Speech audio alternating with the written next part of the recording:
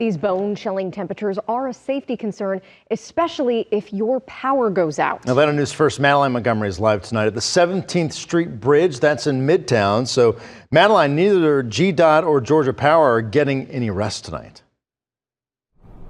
They aren't. They're just wanting to make sure that everybody is staying safe. And you can really see that action and work here, especially in bridge areas. So with the Department of Transportation on the road, you can see bridges. They make sure to lay down the brine, the salt, because in these areas is where you're going to see a lot of that black ice. And they're really hoping that people know that when you see the road look like this, to drive carefully. We've seen a lot of people tearing down the bridge, but just because it looks like there's not snow there, you don't know if there could be ice.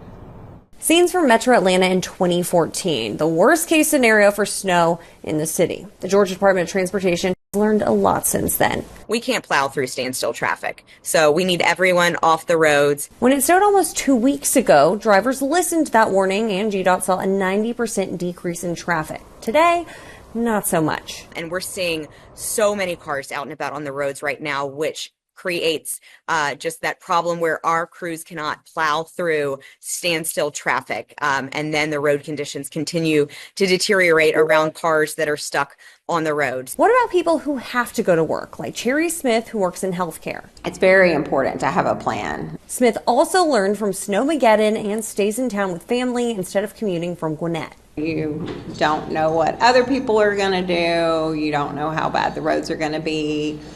And you don't want to slip and slide. That's also to stay warm. The snow we had a few weeks ago took Smith's power out for over 24 hours. Our house is so cold without electricity. We don't have a fireplace. The windows are old and it's so cold. Georgia Power has assembled in its storm center to keep an eye on outages with this storm. We could see heavier snow accumulate, which may cause some limbs on trees to break, for example, and fall into power lines.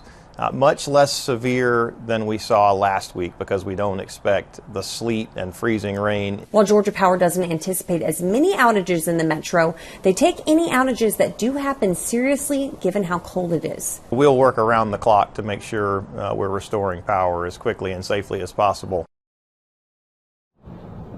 The good news is, according to Georgia Power's outage map, right now there are only 89 outages. For now, reporting live in Midtown, I'm Madeline Montgomery, Atlanta News First. Madeline, thank you. And